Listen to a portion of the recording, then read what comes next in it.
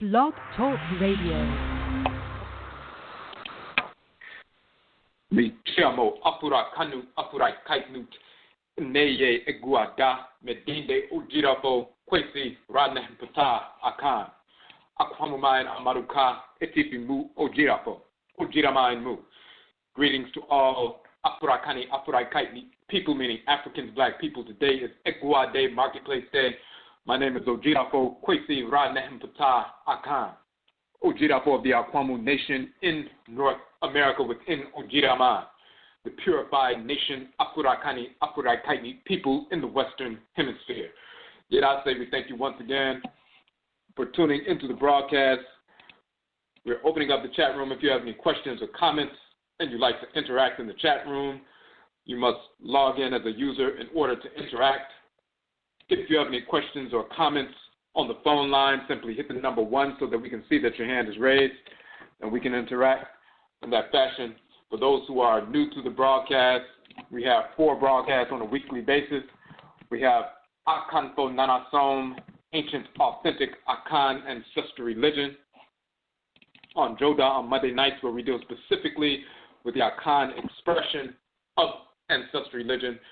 First and foremost, because we are Akhan. Secondly, because of the misinformation being propagated regarding Akhan ancestral religion, culture, cosmology, ritual practice, and so forth, not only from individuals in the Western Hemisphere, but also those individuals on the continent of Afurakai who've been infected with pseudo-religion and white culture, Christianity, Islam, Judaism, Hinduism, Buddhism, and so forth. And those infections have infected their presentation of Akhan ancestral religion. So we deal with ancient, authentic Akhan ancestral religion, which deals with our ancestral origins in ancient Khanit, which is a title of Nubia, our ancestral homeland. Akhan people originated in Khanit, ancient Nubia, 2,000 years ago after the fall of ancient Kemet and northern Khanit, Egypt and northern Nubia. Some of our people migrated west to reestablish Akhana civilization, the empire of Ghana, established 2,000 years ago in the western part of the continent. Hundreds of years subsequent to that, when, because of Muslim invasion, some of our people migrated further south and reestablished ourselves in the savanna and forest belt regions, in the southern portion, southwest, and so forth, in the regions of today's Cote d'Ivoire, Ivory Coast, and Republic of Ghana, reestablished Akhan civilization once again in those regions. And then, hundreds of years subsequent to that, some of our people were forced into the Western Hemisphere during the Musuo Kessie, the Great Perversity, the enslavement era. Thus, we were forced into North, Central, South America, the Caribbean, and Europe. This is how some Akhan people ended up in the Western Hemisphere. However, we maintained our ancestral religious practices. Thus, Akhan ancestral religion in South America and Suriname is called Winti, from the Akhan term Huinti. In Jamaica, Akhan ancestral religion is called Obia, from the Akhan term Obai. In the United States and North America, Akhan ancestral religion is called Hoodoo, from the Akhan term Undu, meaning medicine from roots, trees, plant life. It also means to become heavy with the spirit, through spirit possession, spirit communication, and so forth. These terms, of course, are also found in the language of ancient Khanit and Kemet. In the Medusa, the hieroglyphs, you find the exact same definitions. So we deal with ancient, authentic Akhan ancestral religion on Joda Monday nights. On Benada Tuesday nights, we have Ojida, which means purification. In that broadcast, we deal with how ancestral religion impacts every aspect of our lives, not just the Akhan tradition, but Afurakani, or African ancestral religion, no matter what form it takes, wherever we exist in the world, on the continent of Afurakai, or in the Western Hemisphere. We deal with ancestral religion in its purified context, purifying understanding, purifying cosmology and culture, and so forth. Ancestral religion, in essence, is the ritual incorporation of divine law, the ritual restoration of divine balance. That means through ritual, we incorporate those things, objects, deeds, and entities we need to incorporate in order to align our thoughts, intentions, and actions with divine order. And through ritual, we reject those things, objects, deeds, and entities we need to reject order to restore balance to our thoughts, intentions, and actions, and thus realign ourselves with divine order. So the ritual incorporation of divine law and the ritual restoration of divine balance, these are the expansive and contractive poles of ancestral religion. We state that Ojida purification operationalizes Nanason. Purification, Ojida operationalizes our practice of ritually incorporating law and ritually restoring balance in our lives. Our ancestral culture or way of life is to align every thought, intention, and action with divine order every moment of every day. When we make legitimate mistakes, then we engage the ritual process to incorporate divine law and to restore divine balance to our thoughts, intentions, and actions so we can get back on track with executing our function in creation as given to us by the Supreme Being and aligning every thought, intention, and action with divine order every moment of every day. This is how ancestral religion impacts every aspect of our lives. As our culture, our way of life is the divine acceptance, the law or love of order, and the divine hatred, rejection of disorder and its pervade. So we deal with the purification of concepts, culture, cosmology, and so forth. Ancestral religion impacts every aspect of our lives. On the Ojida broadcast, of course, our people who are forced into the Western Hemisphere, maintaining our ancestral religious practices, informing the manner in which we operate on a day-to-day basis, moment to moment, and so forth. We maintained our ancestral religious practices. We were thus empowered and guided by the deities, the Abosom, Orisha, Vodou, Ntoru, Ntorutu, and the spiritually cultivated ancestresses and ancestors of our direct blood circles, the Nananom Nsamanfo, the Egungun Kuvito, Akutu.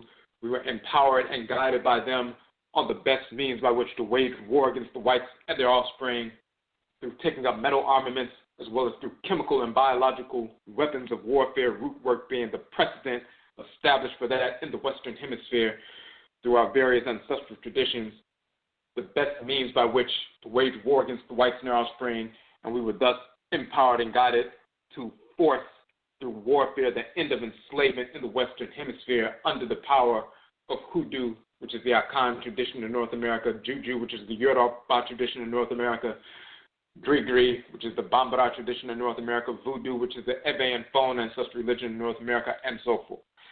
On Yauda Thursday nights, we have Amain Sem, Affairs of the Nation. Thursday is also Yada, Abada, Thursday night. On the Amain Sem broadcast, Affairs of the Nation, we deal with the nature of an Oman, how specific issues that confront us as an Oman, as a nation specifically, Odwiraman, the purified Ojida, Oman, nation. Mine also means land of the west, the setting sun. So Odwiraman is the purified nation, Afurakani people in the Western Hemisphere, the land of the setting sun. So as a unique collective of Afurakani people, we have a unique approach to our issues, a unique approach to solving those issues that confront us as an Oman. We have a nationist approach or an Amaniye approach. When we talk about nationism or Amaniye, we're talking about the purification of nationalism, a proper understanding of what a nation and Oman is as a living, breathing entity governed by specific forces in nature, just like an organ is a living, breathing entity governed by specific Abosom or Orisha forces in creation, and the cells are the children of that organal structure. When they interface with one another harmoniously, they're also supporting the larger organ, the entity of which they are component part, and the energy complexes that govern that organ. We are cells within the larger organal structure. When we understand a nation is a living, breathing entity governed by specific Abosom, Orisha, Vodou, and we harmonize our thoughts, intentions, and actions as a group with those forces in creation so we can manifest an ordered response to our issues. Even though we were forced into the Western Hemisphere, we were at some point directed by our ancestresses and ancestors to coalesce in a specific region of this western portion of the Earth Mother's body, faced with the Earth Mother divinities in this region of their bodies, interface with the unique expression of the Abosom, the Orisha, the Vodou as they manifest in this region, the western region of the Earth Mother's body. interface with plant life, animal life, and mineral life for food as well as medicine, as well as the animal totems, plant totems, mineral totems, and so forth spiritually as they manifest in this region of the Earth Mother's body, taking that into our system, and also blending ancestral blood circles and drawing ancestresses and ancestors back through those blended ancestral blood circles in this region of the Earth Mother's body. And that confluence of events has allowed us to forge a locative identity, a unique expression of Aakhuamuman culture and people based on the region in which we operate and the unique coalition of forces that empower this region. So we have a unique expression of ancestral culture, a unique expression of ancestral religion, and of course an Amaniye approach, a nationist approach to solving our issues. So we deal with that on Amain Sim Affairs of the Nation. Tonight is EGUA Marketplace. We showcase Aakhuamuman businesses, organizations, and institutions, those who are supporting and empowering the Aakhuamuman community in a positive capacity, those who are informed by their ancestral religious values in the context of their service to the Aakhuamuman community. So we showcase businesses, organizations, and institutions. We also deal with the philosophical foundation of economic development from a rooted perspective, an ancestral religious values perspective. We have thus published our OKOM economic development model, which is an economic development model rooted in our ancestral religious values. Thus, it is a holistic approach to economic development for Aakhuamuman people. This is what we deal with. You can download that the document, of course, for free from our website on the OKOM page. Part of that process and that OKOM economic development model, you'll see the operational approach in that model is what we call starve the beast and feed the pride. That means we make an assessment on a weekly basis to determine what funds we would have potentially wasted with the whites and their offspring, and then we starve the beast and feed the pride. We reallocate those funds away from the white businesses and direct them to the business, organization, or institution of the week. We target one Aakhuamuman business, organization, or institution per week for optimal capital infusion. Thus, when we starve the beast and feed the pride and take $10 we would have wasted at Walmart or CVS or 7-Eleven and redirect those funds to the business of the week, that's a reallocation of $10 away from white businesses to a black business. When 1,000 of our people who are listening or are tuned to our broadcast engage that same process, then that's $10,000 of capital taken away from white businesses and directed in the course of 7 days to a black business that allows the black business to immediately hire full-time from within the community. They can therefore serve us at a greater capacity. They can provide those products and services to us that we were otherwise receiving from outside of the community and so forth. That empowers us, that empowers the community, that empowers families and so forth. It's a win-win situation. If we do not engage that process, then by default, we're leaving that $10,000 in the hands of our absolute enemies, the whites and their offspring, and by default, we are financing our own oppression. So we must starve the beast and feed the pride on a weekly basis, consistently, or else by default, we're creating our own self-inflicted wounds. So this is what we deal with on the EGUA Marketplace broadcast. Before we get to our guest for the week, of course, as we mentioned in the previous broadcast, we have our third annual Echisign Ancestry Religious Reversion Conference coming up next weekend on the weekend of March 24th here in Washington, D.C. As we said last night, we are waiting for a specific confirmation from a venue. We had to switch from one venue to another venue, so we're waiting for that confirmation. We sent some information out yesterday and today. We're just waiting for a response, so we should be getting that response back and the confirmation back the first thing in the morning. Then we can give you the details with regard to the venue and the time frame. So that's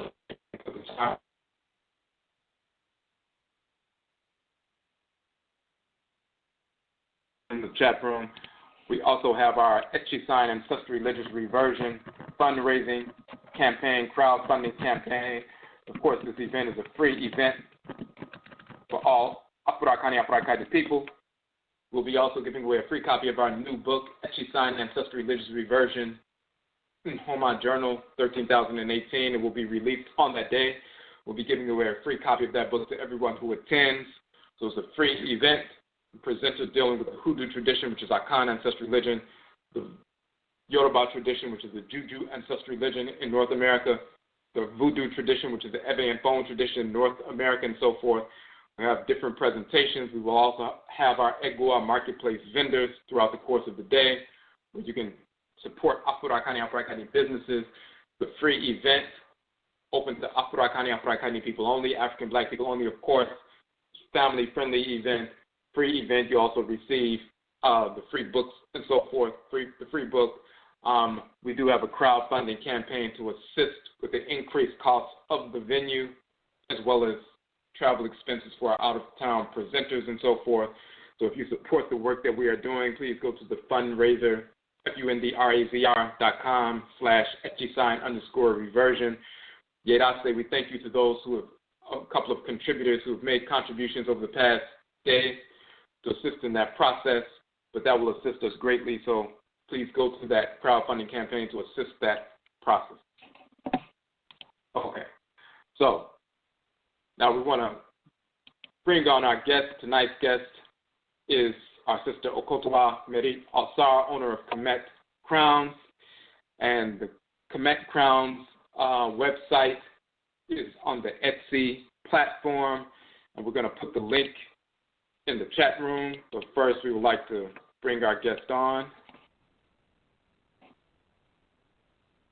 Michio Okotowaa, can you hear me? Yes, Michio. What's up? How are you doing? I'm doing pretty good. How are you? I'm good. And first and foremost, we just want to say, Yedase, we thank you for coming on to the show. We're very grateful to have you, share your business, share the work that you're doing in the community. And first, let me, hold on one second. We just want to get the link to the website to place it in the chat room. Once again, for those who are, if you're in the chat room, if you have any questions or comments, and you'd like to interact in the chat room, you must log in as a user in order to interact. If you have any questions or comments on the phone line, simply hit the number 1 so that we can see that your hand is raised. So you have Khemet Krowns, and when people see the images, these are handcrafted crowns. Sometimes you see people going to, Asian convenience stores and Arabs and, all non-black people getting crowns to cover the heads of our people, which is insane. Crowns to cover their locks, crowns to just cover their heads and so forth. And we're spending money with our absolute enemies for something that is cultural, that's born of our own people, which is insane. So you have this business when people see the work, and it's very meticulously and intricately done, very high quality and so forth. People love the work that you're doing. First, how did you first get involved in just the business aspect, or what made you want to produce this business, Khemet Krowns? Well, it actually started after attending my first voodoo mine back in 2015. That was my very first African cultural event, and being there and seeing the EGUA marketplace and seeing how happy everyone was to be able to other places, and just the atmosphere about it motivated me to want to do something, offer something to the community. And that's where it got a bit of... Well, you were breaking up just a little bit. Can you hear me better now? That's a little bit better, yeah. That's pretty much where it got a bit of a start, but I've always been entrepreneurial minded.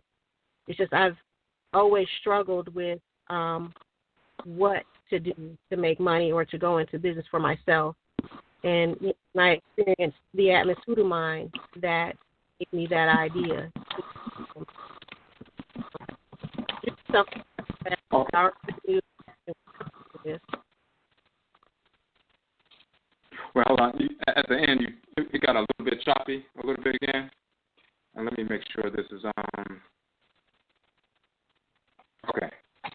No, so you were saying we were at the Hoodoo Mine event, and just saying that when people, just so people understand, the Hoodoo Mine event is the conference that we have, the festival we have in October here in Washington, D.C. We've had our third annual this past October. That's the Hoodoo Mine or Hoodoo Nation Festival, where we deal with the Hoodoo tradition, which is Akhan ancestral religion in North America. The Etchy Sign event we're having next weekend is dealing with the various traditions, Hoodoo, Juju, Vodun, and so forth. But as in October, it's the Hoodoo Mine. So we have an event, but we also have the EGUA marketplace, and we have a number of vendors, and showcasing their products and services and so forth. So that's what Okotowaa is talking about. So you saw that interaction, but then you said you have been engaged in that kind of work ever since you were younger, correct? I've always been entrepreneur-minded, but I was always at a loss for what to do in order to go into business for myself, like what people want, how do I market it, and that kind of thing. So that was always a bit of a struggle, but I always knew I wanted to have my own business. And for years, I've started projects that monetized and ended up falling through and not working out.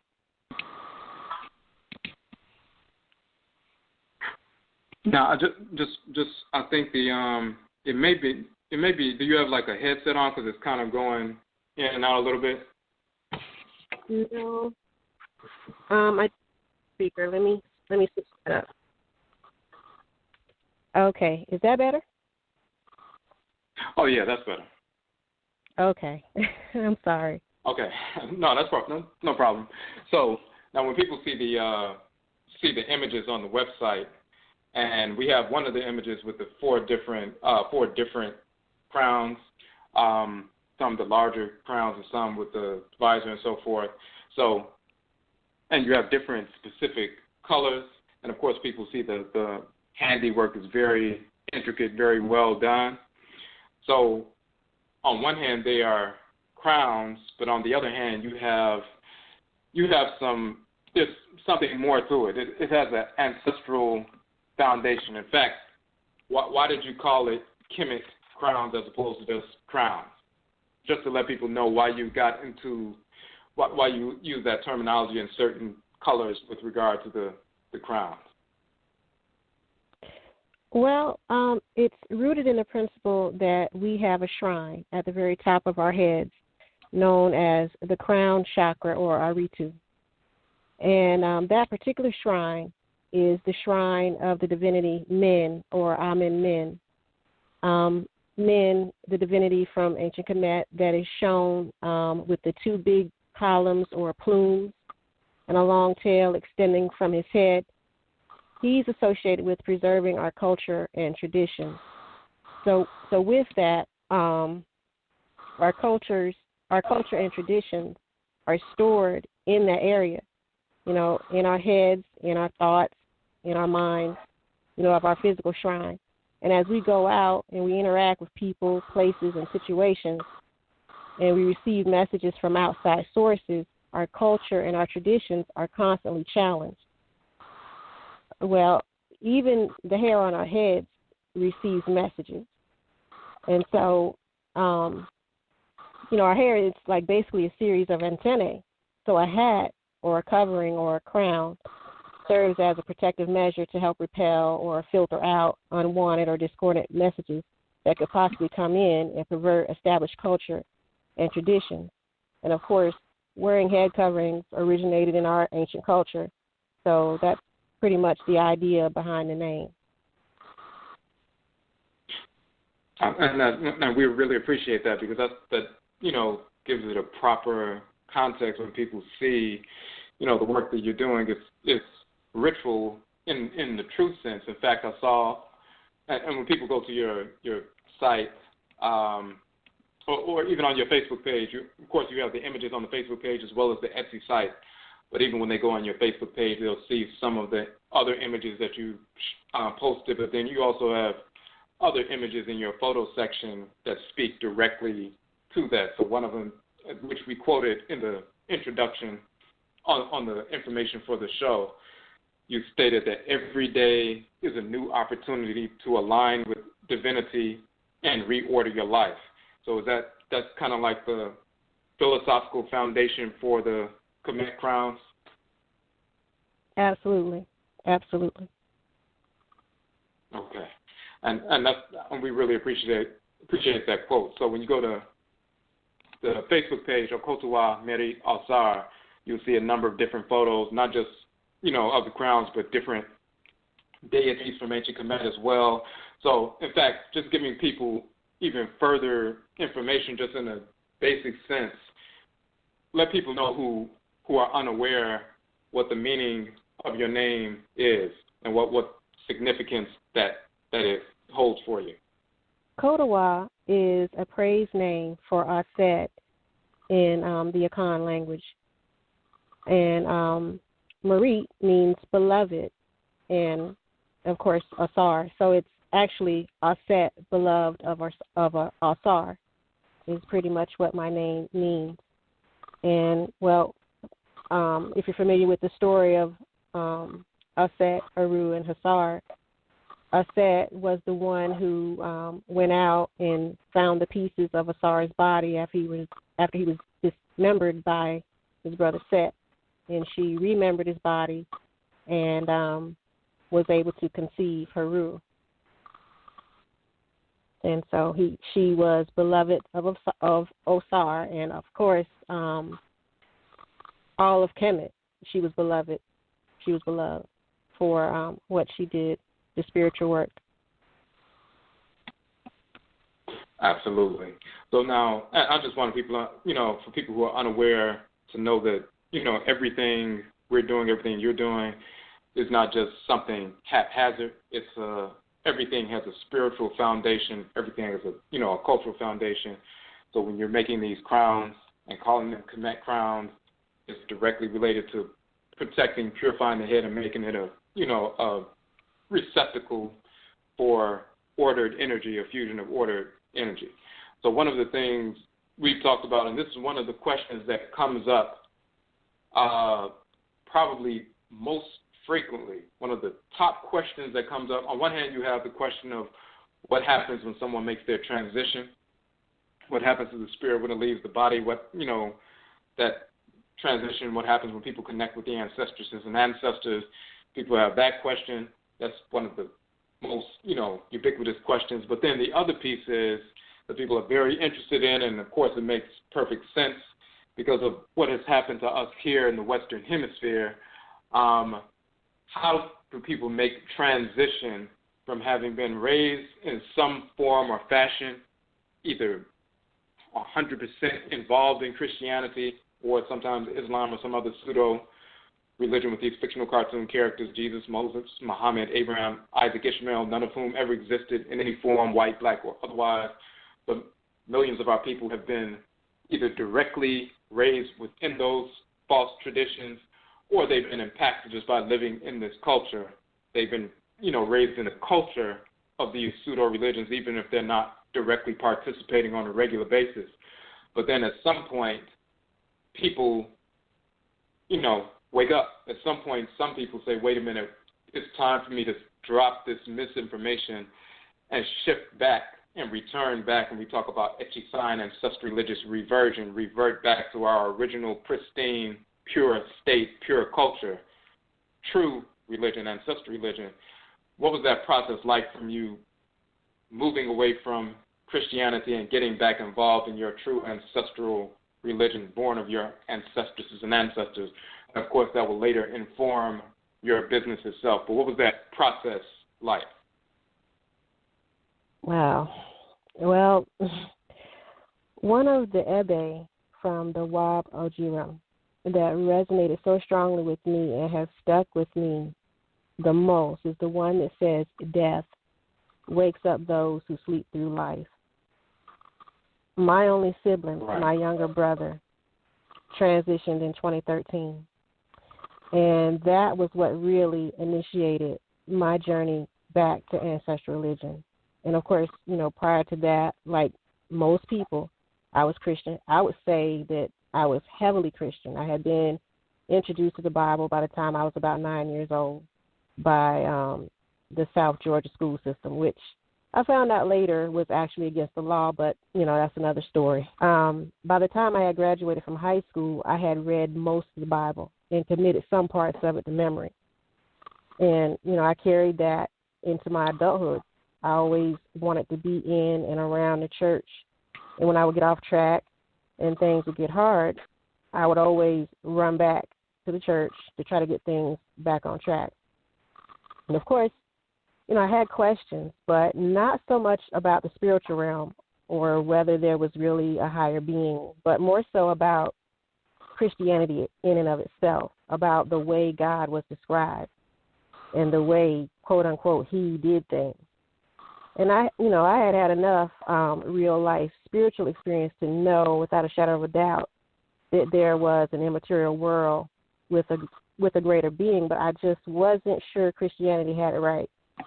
And when I would ask a pastor or, some church official questions, they would answer to a point, and then they would usually direct me to a scripture that talks about God being higher than us and all of that. And, we're not supposed to question God, and sometimes make me feel like I was being sinful by asking and remind me that it was the woman that questioned God and caused the fall of man.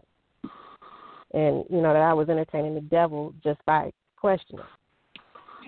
So, I pretty much conceded because I wanted to have a good relationship with, quote, unquote, God and stay in his good graces as best as I could. But, and that, that was pretty much that was always the main thing for me, was having a relationship with what I thought or felt was God. I knew that from a small child, but that was the thing that held me to that. And, wanting to know God, and Christianity had been the avenue that I was told was the only way. But when my brother transitioned, that basically knocked all the wind out of me. I had prayed from him all down through the years. He had been sick from the time he was about 8 or 9 years old. And I would pray to the point where I felt like I had called down all the angels in heaven to, take care of him. And for a few months after his passing, I listened to the whole God knows best thing, and it'll get easier and all that. But it just wasn't enough. It just seemed like every day I was getting angrier and angrier about him being gone, and there being no real answer for why he had to go the way that he did at 33 years old. And so it got me through for a few months, but then things started getting worse in my life following his passing. My marriage was basically trashed at that point. I was battling with my own health issues. I was raising a teenage daughter who was running wild. My finances were basically non-existent, and I was at my breaking point. So I was like, no, God's got some explaining to do. Forget all this don't question God stuff. So with that, I went to, quote, unquote, God. But this time I took all the names off, all of the names that I had been taught to call him, Jehovah, Yahweh, Jesus, all that. I stripped it all off. I wanted him to know exactly who I was talking to. I was like, we're going to cut out all the middlemen. I'm coming directly to you. So I said, the force is responsible for creating you, this earth, and everything in it. And I laid out everything I had done down through the years of my life, and I laid out how messed up I felt like my life was at that time. And, of course, the fact that he had taken my only brother. And, I felt like I didn't deserve that. So I was like, if you don't show me who you are and what you are and why my life is like this, I'm done with you. And I basically had what I call now, when I look back on it, a spoiled brat temper tantrum. And, well, surprisingly, nothing happened for about 3 or 4 days. I didn't get struck by lightning or turned to a pillar of salt. Pretty much everything was quiet, but then through a series of what I'll call coincidences, I was introduced to a documentary film that I won't name here for various reasons that helped me see things in a totally new light. It actually took me on a month-long binge research journey. And at the end of all that, once all of my questions had been answered, because I was researching, writing down the names of people who were talking in documentaries and writing down questions, and just on this long train for really about a good month. And when I got to what I felt like was the end, and I was sitting in my living room on the floor, and I was just quietly turning over in my mind everything I had learned, I had an experience that I will loosely describe as what probably most of us have witnessed in the church and referred to as being caught up in spirit. I felt like I wasn't in control of my body. I was laughing and crying all at the same time because everything that I thought was a piece of God punishing me for something that I hadn't done, I had found out that just wasn't what it was. And after that experience, I felt absolutely awesome. Even though my living situation had not changed one iota, I was the absolute happiest and freest I had ever been my whole life. And after that, I pretty much ended up exploring esoterica, the Kabbalion, the law of attraction, and I ended up studying energy and all kinds of forms of divination and root work, and pretty much anything that Christianity had told me not to touch, that was what I went for. And I had been curious about all these things anyway, but, I was always taught that it was evil. And so with looking into all these things, there still were some things that were not quite adding up. The question that kept ringing in the back of my mind was, but what about white people? And all these other people that, oppress black people. What, so that question stuck out in my mind, but I still kept going along the same track, and I kept going. And then one day I was doing a search on my eye, and one of your videos came up, and that's when I started reading your information and following your videos, and that's when everything finally clicked and the pieces started to all come together. And that's pretty much how it came to be. And, I miss my brother, but a lot of times I look back on it and I wonder if he had not transitioned at the time that he did, would I be where I am now, So it's, like I said, that the Ebe, it has always stuck with me. And that's, and we appreciate that, sharing that, because that will help a lot of people who have gone through similar circumstances.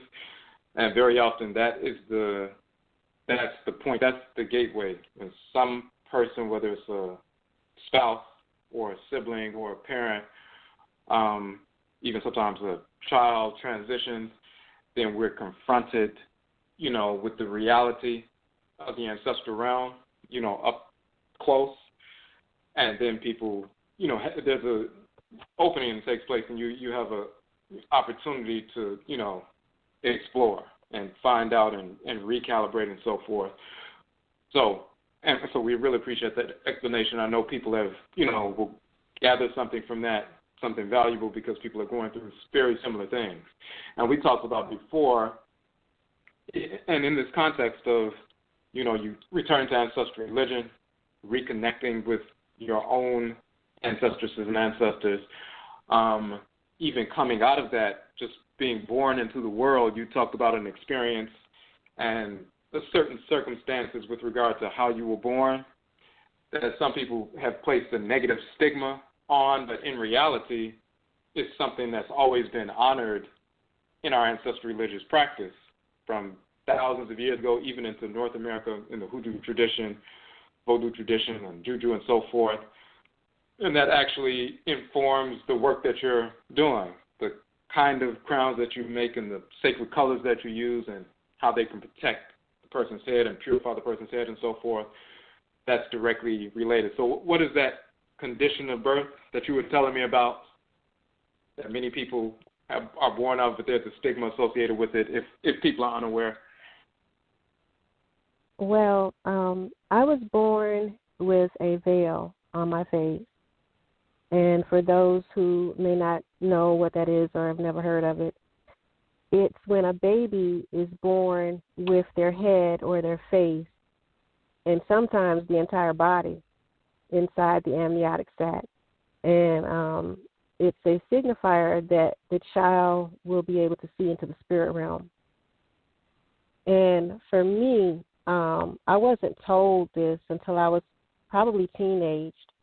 But by that time, I had already had quite a few experiences that scared me and the people around me. Just to relate the story as my mother told it to me, I was born at home. I was born in my paternal grandmother's house, and I was delivered by a midwife. But when the midwife took me out, she kind of had a reaction, almost like a scream from what my mother said, and said, "Oh my gosh, she's got a veil." And she hurried up and rushed me out of the room and, went to clean me up. And my mom said what she saw basically looked like a skin covering my face. And she was a little bit nervous because she wasn't sure whether or not I was breathing, because I didn't come out crying or anything like that, quiet. And so she didn't ask the midwife any questions, but she asked my grandmother later on what that meant. And my grandmother told her that it meant that I would be able to see things. And that's pretty much how she explained it to me once I was a little bit older. And even that conversation was a little bit, she and one of my aunts were having a conversation about an elderly lady that lived around here that had recently passed away. And people, for whatever reason, were afraid of her. And my aunt was telling my mother, "Oh, she could see stuff, And my mom was asking her what she meant by that. And she said, "Oh, well, she was born with one of them veils." And so I'm sitting there like, okay, well, what's that? "Oh, well, you got one too." And what you mean? And so right. my mom told me the story, and it was kind of like an aha moment. It, made some other things come clear that I had already experienced and had by that time learned to keep my mouth shut about, because of how people react when you describe different experiences. The very first experience that I can remember I had when I was about 4 years old, a little boy would come to visit me. Me and my family at that time, we lived in a wooded rural area. Me and my parents were in a house, and then across the yard was my paternal grandfather, and next to him was his brother and his wife, and his other siblings, all of them along this road, kind of like a cul-de-sac that was divided by 2 dirt roads and a field. And then there was a family that we were connected to through marriage, and, all black people, no Atifi. The only time I interacted or saw white people growing up was when I went to school or when I went to the store, which was cool to me because I didn't like them even then. I don't know, they just seemed nasty or something. I did not like white people. But, exactly.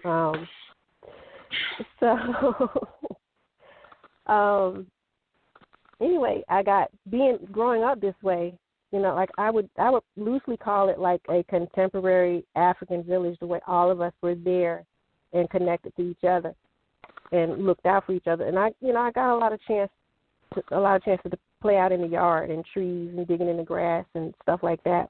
And so one day, like I said, I was about 4. I was playing in the yard, and I looked up, and there was a little boy. And I didn't think anything of it. I was like, hey, you want to play? And I handed him one of the sticks I was digging in the dirt with. And he didn't take it. He didn't say anything. He just was kind of standing there looking. And, I went back to what I was doing, figuring he would join in at some point. And then I looked up again, and he was gone. And I just figured, well, he didn't feel like playing right then. Maybe he'll come back later. And he did a few times, but he never would play with me. He would never talk back to me. And it seemed like as suddenly as he would show up, he would be gone. And I would never see him walk up. It's just I would look, and there he is. And I would never see him leave.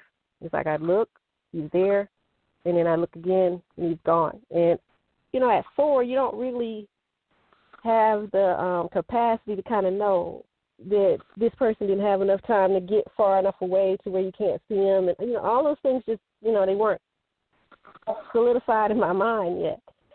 So to me, this is just kind of, well, he'll come back and play later. He don't feel like playing right now in my head. So, it just didn't register as strange to me. And one day, my granddad asked me who I was talking to because I would try to talk to him, and he would just kind of stand there. And I told my granddad, I was like, that little boy right there. And I pointed where he was, and my granddad was like, what boy? I said, right there. He said, I don't see nobody over there. And it was just pretty much the same thing with my mom. And so this went on for a little bit, me trying to convince them I was seeing someone that they didn't see. And usually it would end up with them fussing at me and telling me I was lying and, I was making up stuff.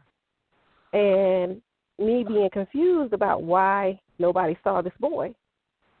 And so at one point I was getting mad because it's like every time he would show up, I would get in trouble. So right. One night it was, after dark, and I was in the house playing, and lo and behold, I turned, and he's there. So I was like, oh, so your mom brought you over. Because, I knew it was after dark. And, the other kids that I would play with or whatever, we'd play during the day, and then everybody would go home. And so if anybody was, at your house, I'm like, so your mom brought you over. He didn't say nothing. So I'm still asking him questions. So, like, you want to play? We want to play with this? And I'm handing him toys, and he's just standing there. And so my mom heard me talking, and she came into the room, and she was questioning me, like, who are you talking to? I'm like, I'm talking to this boy right here, And she just, she kind of went ballistic, and she was like, there's nobody in here. You're not seeing anybody. Stop lying, And she grabbed my arm, and she was taking me out of the room. And I looked, and he was gone. And it was in that moment when it finally clicked, because I didn't see him go out of my door, because me and my mom were in my doorway. I knew he wouldn't have gone out the window, and it's like, I don't know what it was about that particular moment that let me know that this was not quite a real thing, but it clicked, and I was absolutely terrified. And I mean, when I think back on that, at that time anyway, I could not tell him from a flesh and bone person. He looked just like a flesh and bone person to me. And so just down through the years, I would see things and relate it to other people and, told that I was weird, I was crazy. I mean, and a lot of times it would be really innocent. I remember it was one time I was sitting outside on the porch with a friend, and it was after dark, and, we were talking, and he commented on how it was so quiet and how nobody was outside. Well, I had just seen a man go by. I said, what you mean nobody's out here? Guy just went by. He's like, what guy? I looked, no one was there. It's like, oh, gosh, here we go. And and so just a lot of times I would keep different things to myself. And as a small kid, seeing things and not being able to get anyone to understand what I'm seeing, I'm the only one seeing it, and being branded as crazy and weird. It was pretty difficult, and so for me, it was safer to just keep a lot of things to myself. I would have dream premonitions I could sense energy. And what I mean by that is I could sense if, like say for instance, if I couldn't see a spirit, I could sense when it came in the room. I could feel the presence come in, or I could feel the energy shift. And just all kinds of really what I consider, or what most people would consider as weird experiences. And even when I would talk to other people who claimed to be spiritual, even some people, that I encountered in church that claim to have all these different spiritual experiences, when I would start talking about stuff that I dealt with, it was like some of them would cut off, contact with me. It was that bad, or they would, give me this sideways look like, okay, I didn't say anything about all that. I don't know what you're talking about. That's the devil. That kind of thing. So it's just, it's for me. It's been a little bit difficult dealing with it, and I can go into trance states like really easy. I daydream a lot. I was reading a book that this sister recommended to me some time back called Jambalaya. And one of the things that she talked about living in Louisiana with a lot of the spiritual occurrences that happened there, she talked about feeling tipsy. And that's the only time I've ever heard someone or was able to get a good description for how I feel a lot of the time. It's like I feel like I'm walking a tight line, and if I tip too far, I'm going to be in the spirit realm. Just, with the slightest little something that happens, I can just go there. And it's difficult to grapple with a lot of times, and I wish I knew more people that shared that experience. It's like I knew one guy that was born that way, and he was actually my brother's childhood friend. And for a while,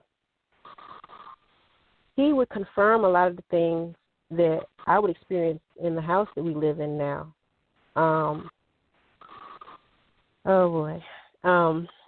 There are beings that are in and around our house.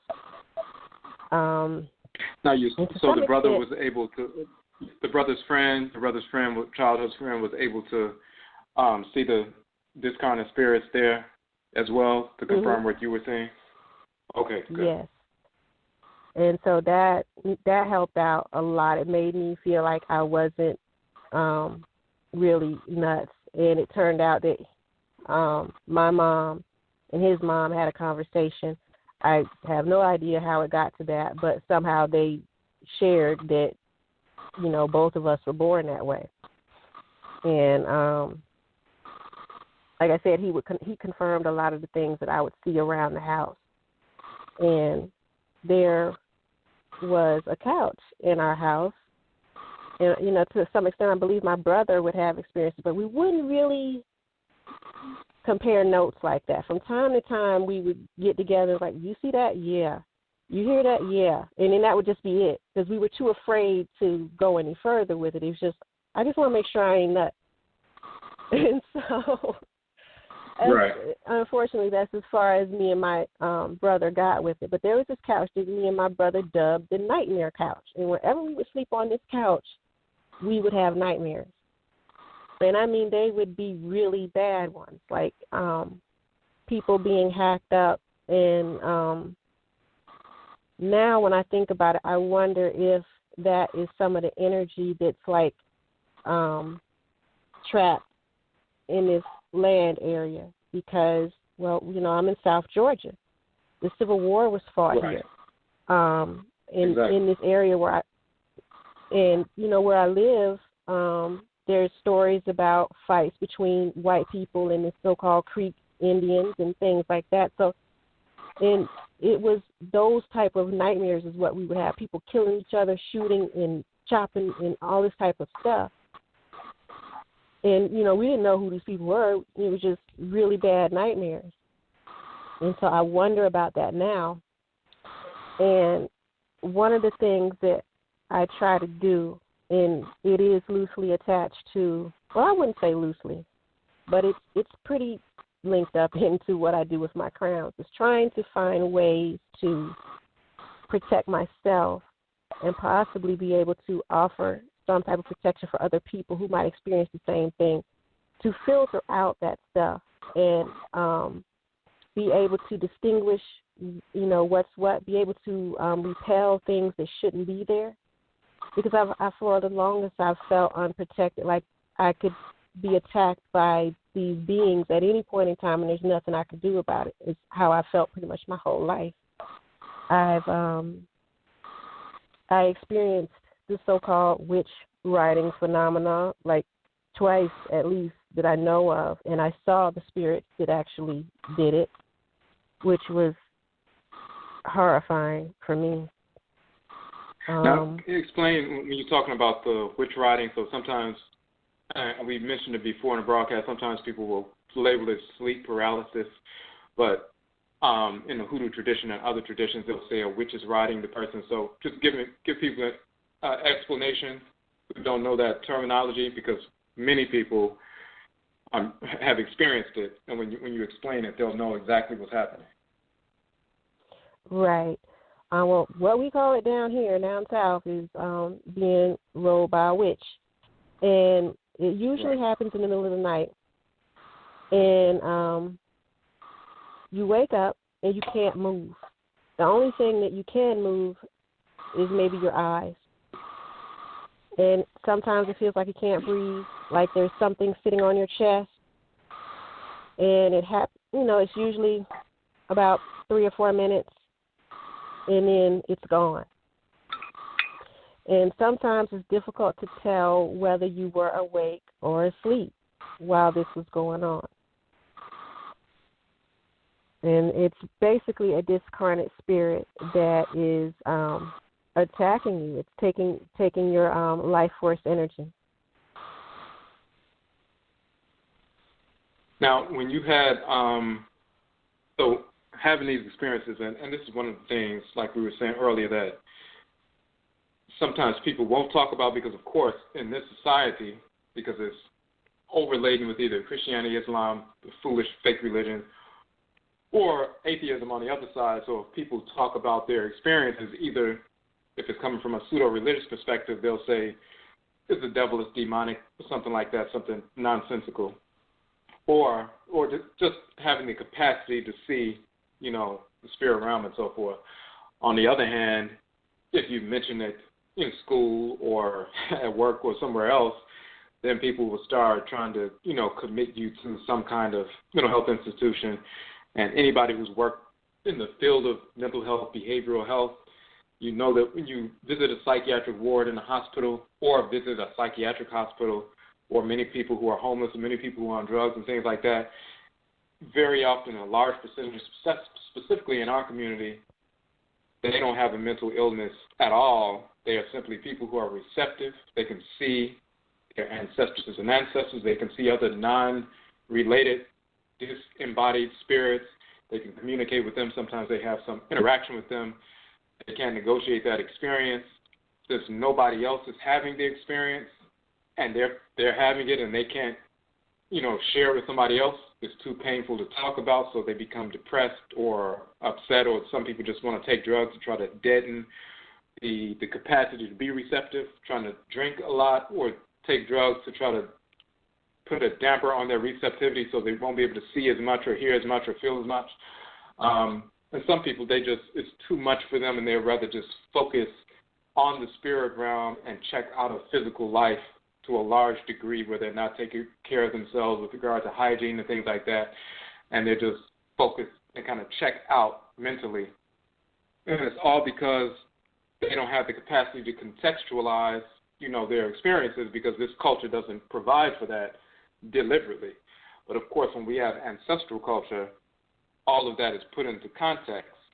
But sometimes, before our people get to that, they don't even know they can get to that.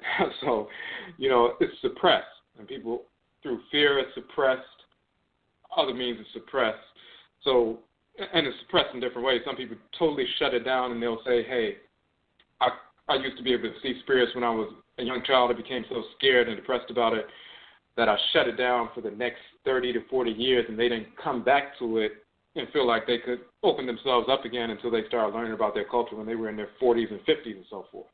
But then other people, there are different gradients of suppression. So at one point, did you went from being fearful to a certain capacity, but then at one point were you able to begin to contextualize it and move towards embracing the fact that you just have this capacity and it's something to be, developed? Well, over time, I've pretty much suppressed it. Like right now, I don't see spirits as clearly as I did when I was a lot younger, like a little girl. And I shut a lot of stuff out. That was pretty much my defense mechanism, to shut it out. And then as I learned more about Christianity, my defense mechanism there was to pray it off and call it the devil and rebuking the devil and all this silliness with that. And what I realized over time was that it started out seeing spirit. Then it moved to having dream premonitions. And then from there, being able to sense energy, like even being able to touch a person and see visions. Being able to touch a place where a person had been and being able to see visions dealing with the person that sat there. So it's like, it progressed over time. And for me, when it started out, when I was actually seeing stuff, that was really bad. And so I put up a defense mechanism for that. But as far as the other things, like the dreams and the energy and all of that, that just felt weird.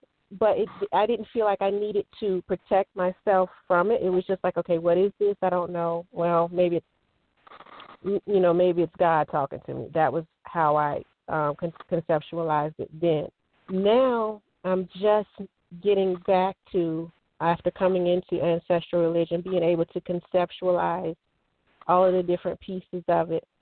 I'm still not quite comfortable with accepting that it's considered a gift or considered something that's honorable, because for so long it was almost like a curse to me. Like it was one of those things I wish I could get rid of because of all of the stigma around it. It's like I wish I could just be normal like everyone else.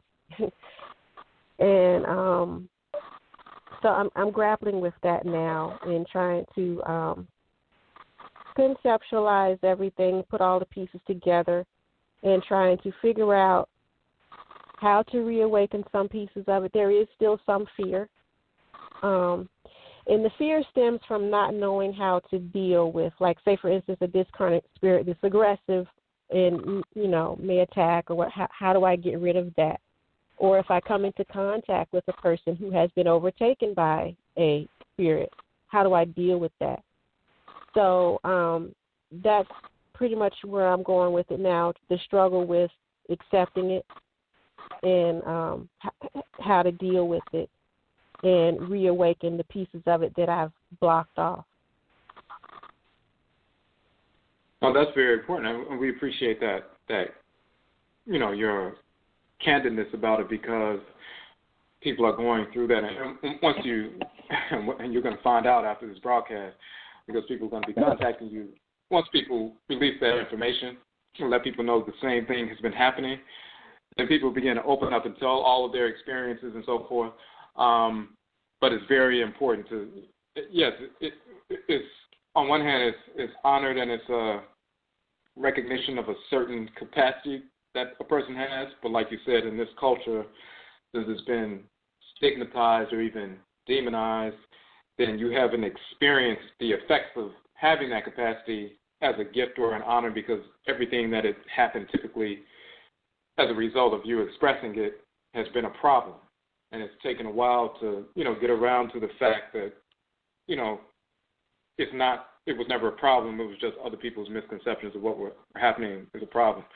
So to move back towards that natural state, yes, it is a journey. It takes a a minute to recalibrate and recognize, just like some of our people being stigmatized for having dark skin, full nose, full lips, our natural hair and so forth, that we've been taught, white skin is superior when in fact it's inferior and so forth. Then it takes a while for people who live their entire lives, have been demonized for how they look and trying to look like Europeans and so forth, to the point where we're cutting our nose off and straightening our hair out and bleaching our skin and everything else, to get back to the point where we're saying, well, actually, being black is, sacred, divine, and superior. It takes a minute for people to shift back into that because they suffered so much from the effects of idiots who had a negative, response to who they actually are. That journey is what people are going through, and that's why it's so important that you're sharing that. And it's all in the context of the kind of work you're doing, because you have that receptivity. You know that not only do you have it, but other people are born with that, born with the veil, born with the call and so forth. And you wanted to protect yourself.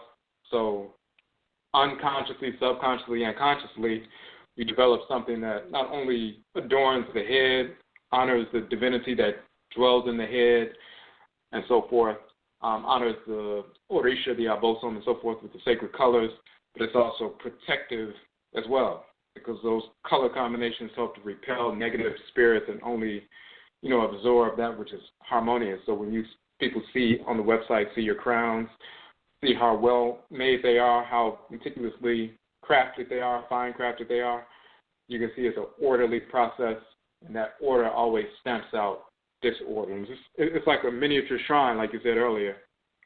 The head is a shrine for the divinity, and then that crown is like a, something placed on the shrine, an implement placed on the shrine to magnify that energy. So for people, if you have any questions on the phone line, you can hit the number 1. If you have any questions in the chat room, of course, you can post those. So other question is, so how long had you, once you got back in, once you really started moving forward in a more focused way, kind of accelerated way, after 13,013 or 2013, when your brother made his transition, you started really focusing on, okay, let me see what's really going on? When did you start moving towards incorporating, this return to your ancestral culture into the business practice? When did that process start? Well, that happened probably about 2 years later. That goes back to what I was saying about going to the hoodoo mine and wanting to offer something to the community. And at the time, prior to that, I had just worked in administrative offices. I had worked in human resources and stuff like that. I just basically office work. And it's funny because, that profession is directly related to a function associated with OSET, being an administrator and making sure that everyone has what they need and regulating. Of course, I didn't know that at the time, but that was what I had always done. And I got ill, and I had to stop work. And so I was trying to find a way to, pretty much make a living. And when I saw what was going on at the hoodoo mine with the EGUA marketplace and wanting to offer something to the community, I felt like I could, quote unquote, kill 2 birds with 1 stone. Offer something to the community as well as make a living doing it. And that was where it got started. And Khemet Krowns is actually a reboot of a store that I started immediately after that. And at the time, all I had was the idea of producing hats for the community to keep them from going to the Asian stores and getting these little thin hats. My great aunt taught me how to crochet, and I knew how to do that, and I knew my work was far more quality work than what you get for $2 in the Korean stores. So I figured, hey, why not do that? And like I said, the idea was just to provide this service for the community, and it was just the red, black, and green, the Pan-African colors, and the variation of it, the green, yellow, red. And after a while, I was enjoying it, but then I kept getting custom requests. And after I did the work, people wouldn't pay, and I got bored with only doing those 3 colors or a variation of those 3 colors. And so I got to the point where I wasn't enjoying the work anymore. I was like, well, maybe I should try something else. And so I stopped. I shut down my store, and as far as I was concerned, I was done with it. But after a couple months, I missed it. And so I crocheted some things for myself and thought that would, ease my craving, but it wasn't enough. So I was like, okay, well, what is the significance of this? I started to ask questions. How is this relevant? How does this matter to the community? And then bit by bit, little answers would come in. Someone sent me a video on Facebook of a spider weaving its web in slow motion, and I was watching the video, and it was looking like a certain crochet stitch. And I was like, okay. And then I was reading a text from Ancient Kemet. It was one of the scenes from, I believe it was from the Asar Aset Haru story, I think. Right, it was, where it talked about Aset and Nebuchadnezzar weaving fabric for protection for Asar. And I was like, okay, so still, why do I need to be involved in this? And just little by little, answers were starting to come to that. And then the whole idea about a hat being a covering for the crown, and all the pieces started to come together. So I said, okay, well, let me try again. And then I came up with a name, and I had a deeper concept for the business and was able to stick with it after that. But in the beginning, it was just, oh, well, let me make some hats for the community to make a living. Oh, and we appreciate I hope that. That answered the question. Oh, no, definitely, because it's a difference between, on one hand, it's very important for all of us to have some form of entrepreneurial endeavor going on, even if we're working, 9 to 5 somewhere else, but having something that's based on, what we want to do, something that we're generating some funds from. So it's, on one hand, that's, we should be doing that, but then to bring it full circle, to not only be entrepreneurial, but it's something tied directly to your divine function and creation, something that's expressive of your ancestral religious values, then you bring it full circle, and it's the real deal in that sense. So just to speak a little bit about the process regarding entrepreneurship and leaping out there like that, because a lot of people want to be business owners, or they think about that and they want to make their own money and so forth. But how was that process for you? And as we're going through, people, please go to the website. You see the link, etsy.com/shop/Khemet Krowns, and Kemet is KhemetKrowns. Please support the business. If you have any questions, you can hit the number 1. We can take some questions from the phone line. You can do that now. What was that process like of jumping out there and starting that entrepreneurial endeavor? How did you go about that? For people who are thinking about, I want to start my own business, and what should I do, and how do I do it? What was that process like for you? Well, unfortunately for me, I didn't really have a transition period as far as, okay, I'm working a full-time job with a company, and then I'm planning to start a business. I developed endometriosis, in a very severe case of it, and so I couldn't work anymore. I had to give up my job, and with that, I was pretty much at home. And when I started to feel a little better and be able to basically schedule or time when I would be sick and when I would be well, I wanted to try to work during the times that I was well and, have flexibility to be able to have time to recover when I was ill. And, of course, I knew no job would hear that. And so I started looking into working from home. And it started out, I started looking into stay-at-home mom jobs.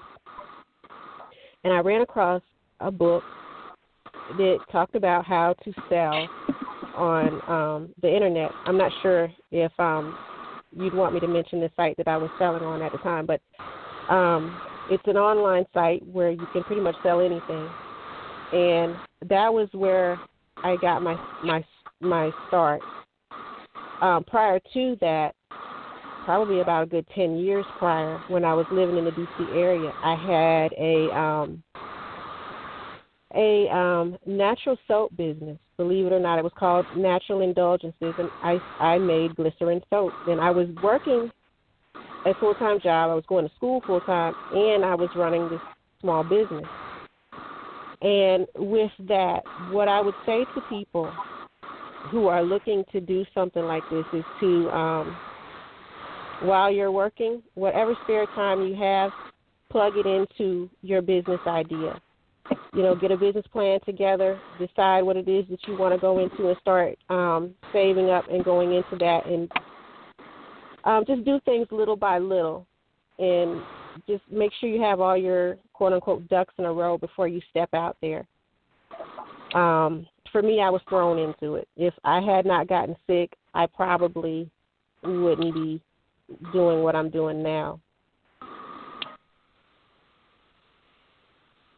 Or it may have came in another way. It's interesting you mentioned that the condition that led you to stop working, so the endometriosis, and some people know about that, the basically some tissue growing outside of the womb, outside of the uterus and so forth. But that's one of those conditions associated with the shrine within the body of Auset or Okotowaa. Yeah.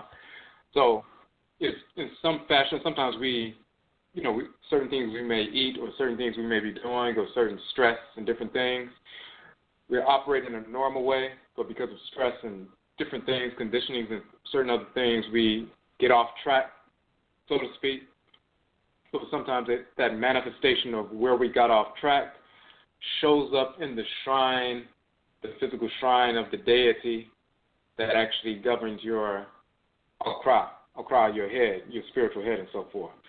And in this sense, since you're a child of Auset or EGUA, born on Joada, Monday, Okotowaa is a praise name, it's, it may be one of those things, and of course, because you have the capacity, you can find out one of those things where the disalignment, the temporary disalignment, manifested in the region of her shrine, and it forced you back to her to help, realign with her in that region, and it caused you to stop and slow down and reassess and take stock and, do different things to move forward in a different way.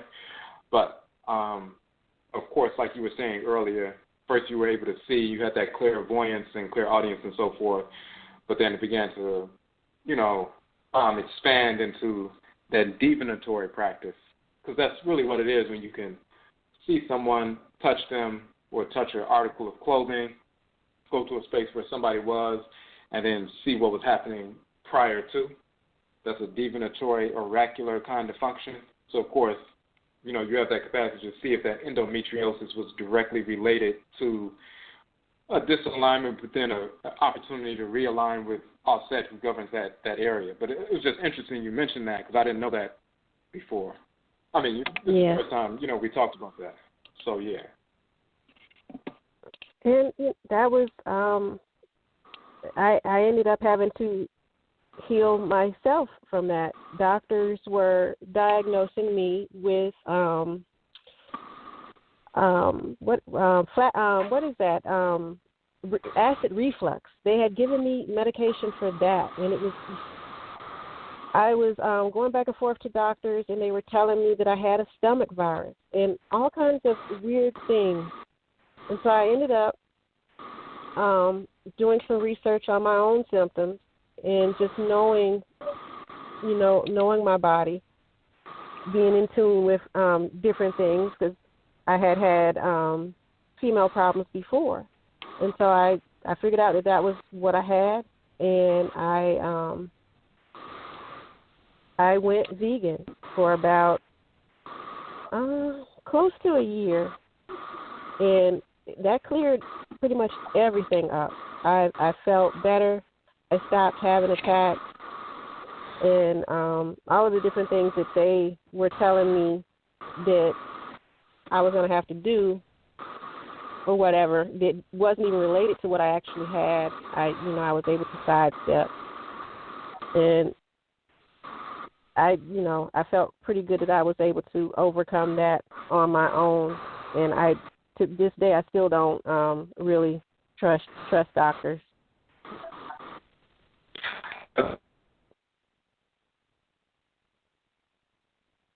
To be some form of healeress, they go through a quote-unquote healing crisis, and no one can deal with what they're suffering.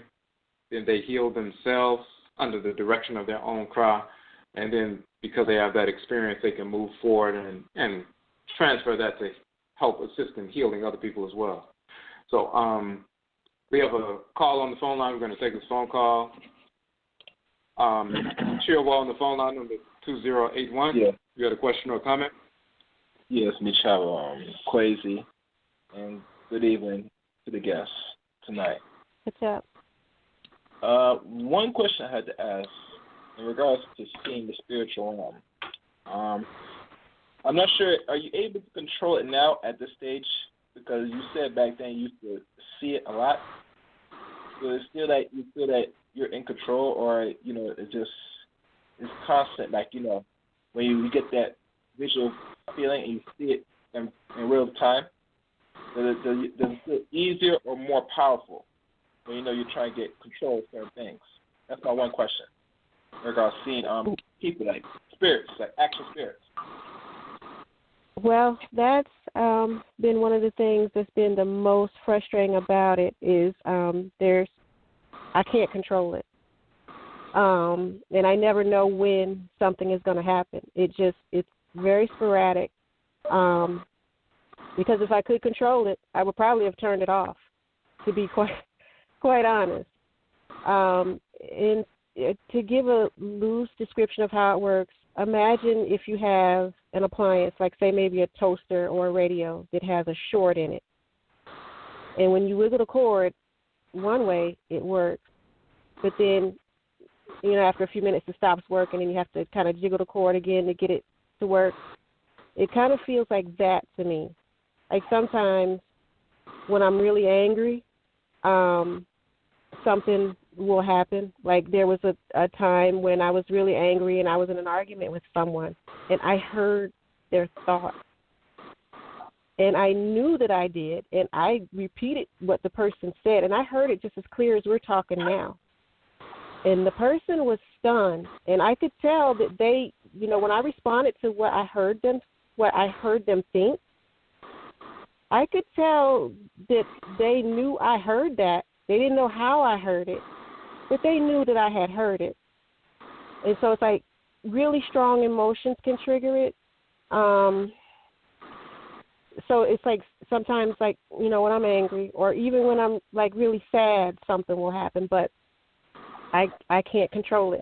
That's been one of the most frustrating things about it is not really being able to control it. The only thing that I feel like I've had a very loose amount of control over are my dreams. Like sometimes when I have a question, I'll go to my shrine and I'll ask and I'll engage in ritual and then I'll go to sleep. And I will sometimes wake up with the answer. And that was true for me even inside of Christianity. I knew that if I prayed and asked God or whatever and laid down and go to sleep, he quote unquote, would answer me in my dream. And that's the only thing that I feel like I've had a very loose amount of control over. Everything else, no control whatsoever. Oh, wow. This is this is long. I imagine something like this. You know, there are times you could just sit there and listen to thoughts. You know, people always talk about that people might be able to listen to thoughts, but because of your spiritual connection, you could tap into so many things that you're still unable to. But when it happens, it happens. Like a free I didn't even know it had happened. I thought the person had actually spoke it. And when they said they didn't speak it, and I knew I had heard it, and we were arguing back and forth about it, and I could tell that, you know, they were surprised. Yeah. So I don't know until after it happens, and it's usually a very weird exchange once it does. And so, yeah, I'm still coming to terms with it. Well, I don't know any other questions to ask after that. I guess. No. I mean, you know, I thought usually when it comes to that, usually I think more. I always question: is it more women vibrate more on this than, or is it doesn't matter between the sex, men or women, in regards to spiritual connection, and who vibrates the most?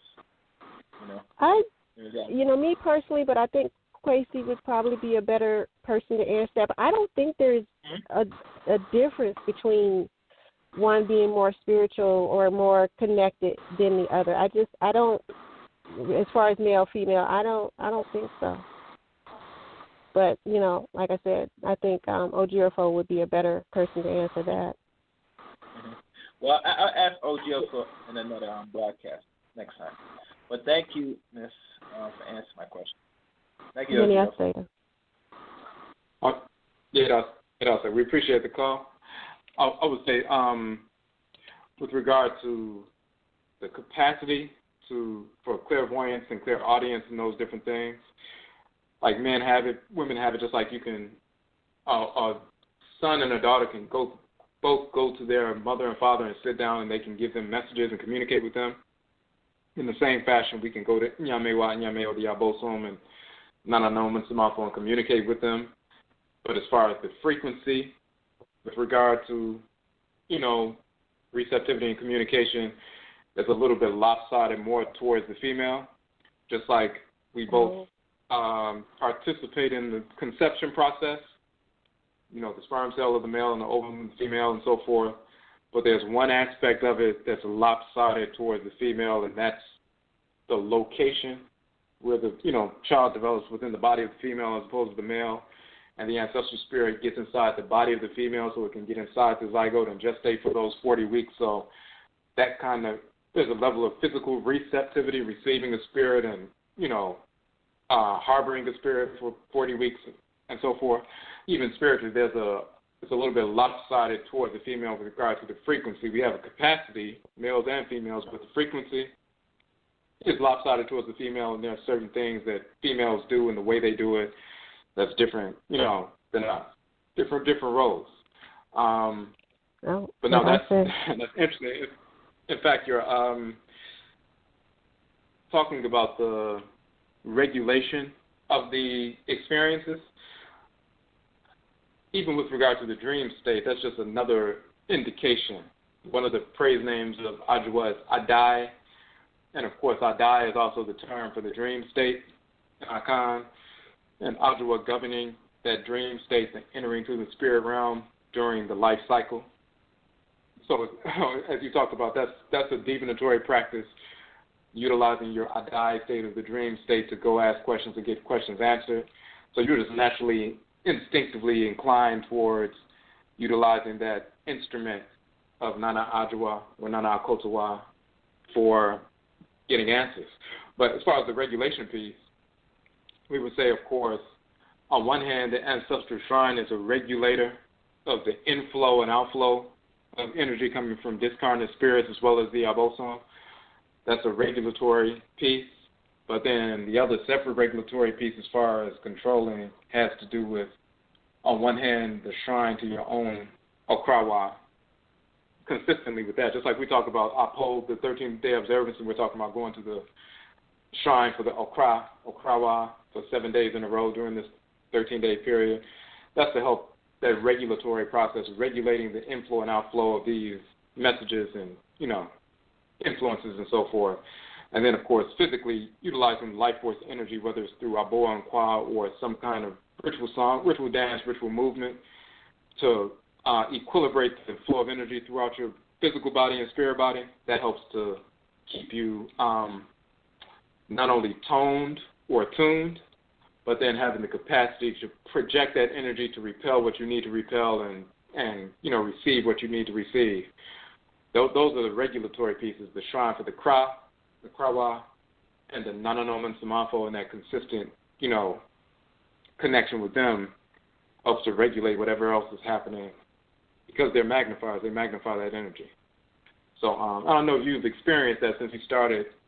First, you had the experiences, but then once you got involved in ancestral religion, it gave you better context, and just that consistent work will, give it even further context in the sense of being able to regulate what's happening, not just being, affected by what's happening, but being able to regulate and, influence what's happening. Yes, So I've definitely gotten more. Oh, no, go ahead. I've definitely gotten more clarity about a lot of things that I've experienced over the years. And even though I'm still, coming to terms with a lot of things, I feel somewhat better. I wish that I had found this information years ago, and it hadn't been such a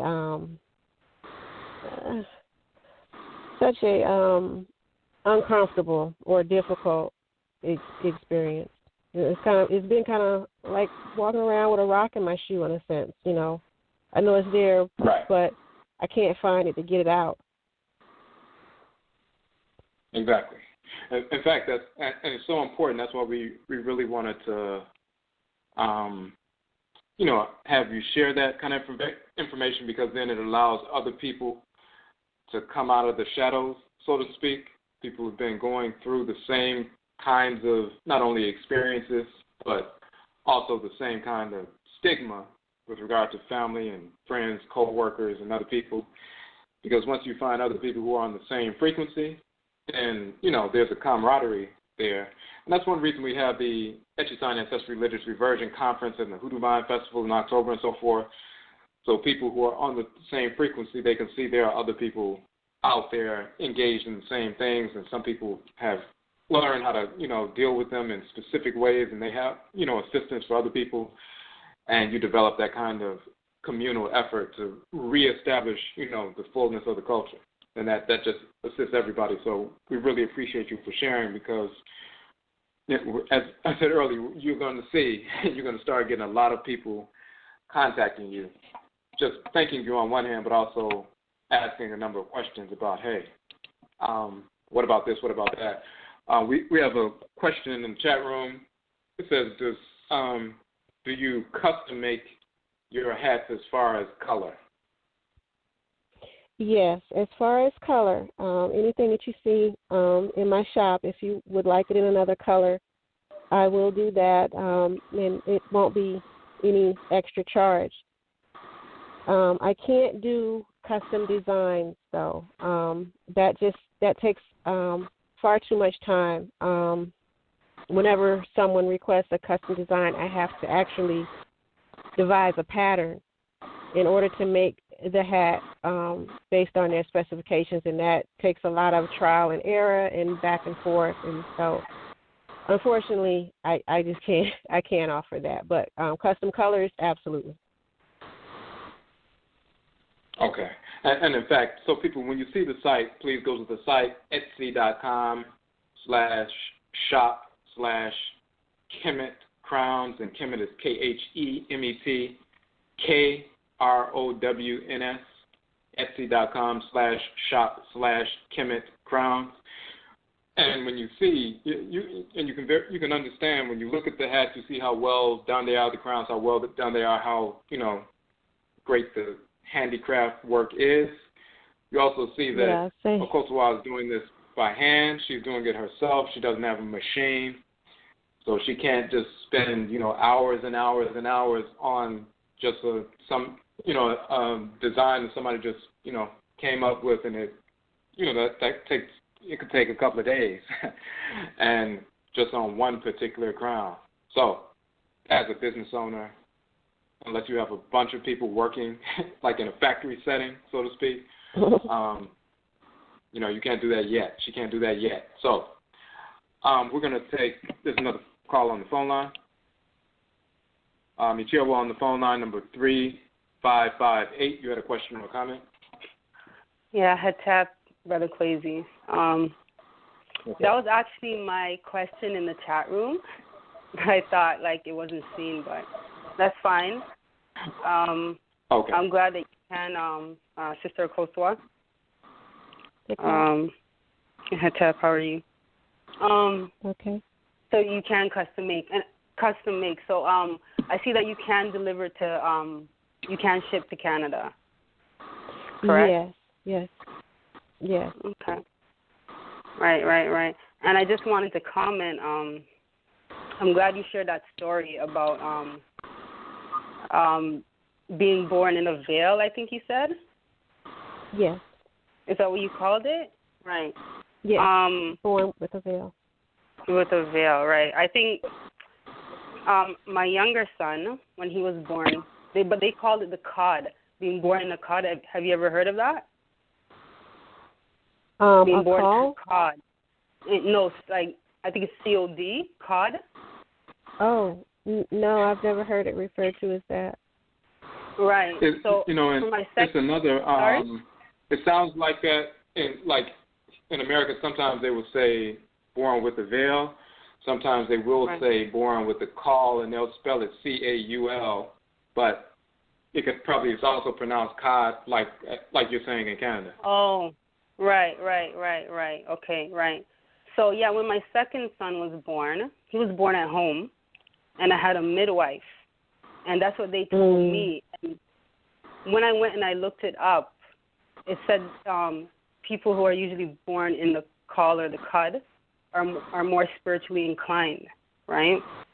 So, yeah, I don't know. Well, my son is 4 years old now. I'm not sure what's going on with him spiritually, but that's the first time I heard that.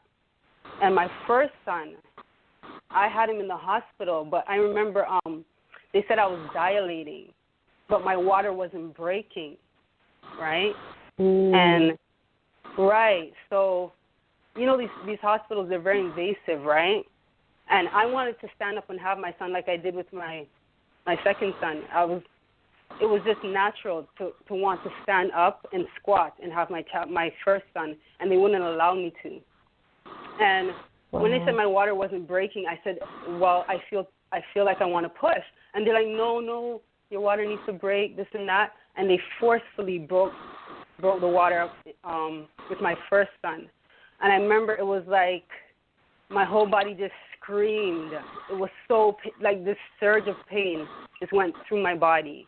And right now, my oldest son, even though he wasn't born in the caul or the cud or with a veil, he's very spiritually inclined. He's very in tune with the spiritual world that I see now. Right? He's older now, but I'm seeing that. I just was saying that, thanks for sharing that, because I guess I kind of had that same experience with my children, right, being born. And I honestly believe that my first son was supposed to be born that way. But because of, I guess, being in the hospital and their influence, the water has to break, right? My second, I saw that the water doesn't have to break, right? The child could still be born without the water breaking. So, yeah, I'm just glad you shared that experience. Right. So, sorry, go ahead.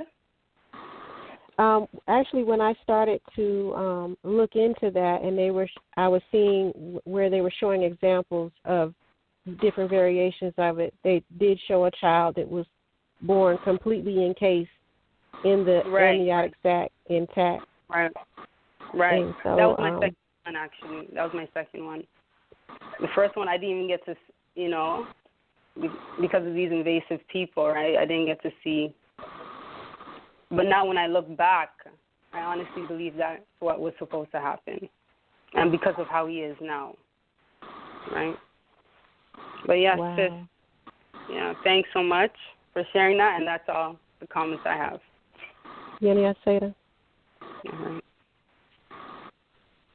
Okay, and Yeni Aseda, we appreciate that call. Great information, great confirmation as well. And, I suspect that's probably. Oh, my bad. No, go ahead. You said that's probably.